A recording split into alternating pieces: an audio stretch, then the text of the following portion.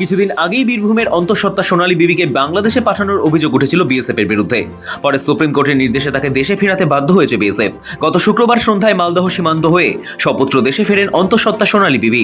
সোমবার কোচবিহারের প্রশাসনিক সভা থেকে সেই প্রসঙ্গ টেনেই পুলিশকে সতর্ক করে দেন বাংলার মুখ্যমন্ত্রী মমতা বন্দ্যোপাধ্যায়। তিনি বলেন, তারা ইন্ডিয়ান সিটিজেন, কাগজপত্র আছে, তা সত্ত্বেও বিএসএফ তাদের জোর করে পুশব্যাক করেছে। এই যে আমরা যে গর্ভবতী মাকে নিয়ে এলাম, তার পরিবারের 4 জন এখনো ওখানে আছে, তারা ইন্ডিয়ার সিটিজেন, কাগজপত্র আছে, তা সত্ত্বেও বিএসএফ ফোর্সফুলি তাদের পুশব্যাক করে দিচ্ছে। রাজ্য পুলিশের কর্তাদের সতর্ক করে মুখ্যমন্ত্রী মমতা বন্দ্যোপাধ্যায় বলেন, রাজ্যে যারা অফিসার আছেন এত ভীতু হলে চলবে না, প্রোঅ্যাক্টিভ হতে হবে।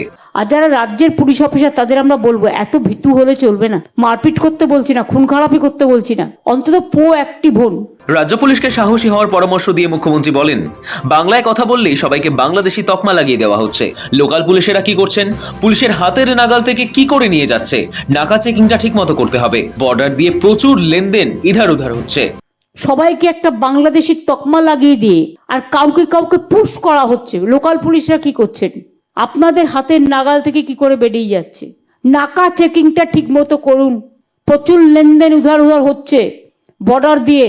এখানেই না থেমে বিএসএফ এবং কেন্দ্রকে নিশানা করে মুখ্যমন্ত্রী বলেন, যারা বেশি সমালোচনা করেন তারাই এটা খেয়ে যায়, আর দোষ হয় অন্য লোকের। এবং যারা বেশি সমালোচনা করে তারাই এটা খেয়ে যায়, আর দোষ হয় অন্য লোকের। সব মাছই মাছ খায়, সব পাখি মৎস্য খায়, দোষ হয় মাছরাঙার। রাজ্য পুলিশের উদ্দেশ্যে মুখ্যমন্ত্রী বলেন, অসম সরকারের কোনো অধিকার নেই বাংলার লোককে চিঠি পাঠানোর। অন্য রাজ্য থেকে এসে বাংলায় লোককে যেন গ্রেফতার করে নিয়ে না যেতে পারে, এটা দেখার দায়িত্ব পুলিশের। রাজ্যের অবস্থান স্পষ্ট করে মুখ্যমন্ত্রী বলেন, কোনো ক্রিমিনালকে অ্যারেস্ট করতে হলে স্টেট গভর্নমেন্টের সঙ্গে কথা বলতে হবে, কিন্তু সাধারণ মানুষ আর ক্রিমিনাল এক নয়।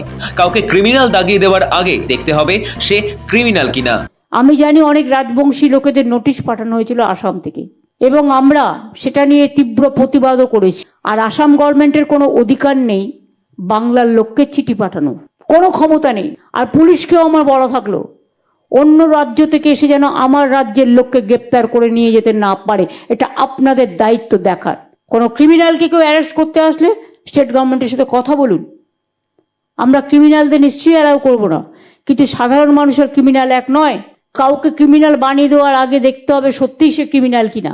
অর্থাৎ এখন থেকে ভিন রাজ্যের পুলিশ স্রেফ অভিযোগের ভিত্তিতে কাউকে তুলে নিয়ে যেতে পারবে না, বরং কাউকে বাংলা থেকে নিয়ে যেতে হলে রাজ্যের পুলিশের কাছে যথাযথ নথিও দাখিল করতে হবে। মুখ্যমন্ত্রী কোচবিহারে দাঁড়িয়ে যা বলেছেন সেটাই নিয়ম, কিন্তু সোনালী বিবিদের ক্ষেত্রে এই নিয়ম মানেনি বিএসএফ। বারংবার অভিযোগ উঠেছে সীমান্ত এলাকায় এই ধরনের ঘটনা আকসার ঘটছে, আর কিছু ক্ষেত্রে স্থানীয় থানার পুলিশের বিরুদ্ধে নিষ্ক্রিয়তার অভিযোগও উঠছে। অনেকের মতে কোচবিহারের প্রশাসনিক সভা থেকে এ ব্যাপারে রাজ্য পুলিশকে তাদের দায়িত্ব সম্পর্কে ফের সতর্ক করে দেন মুখ্যমন্ত্রী মমতা বন্দ্যোপাধ্যায়। দিবজয় বর্মনের রিপোর্ট, সময় কলকাতা।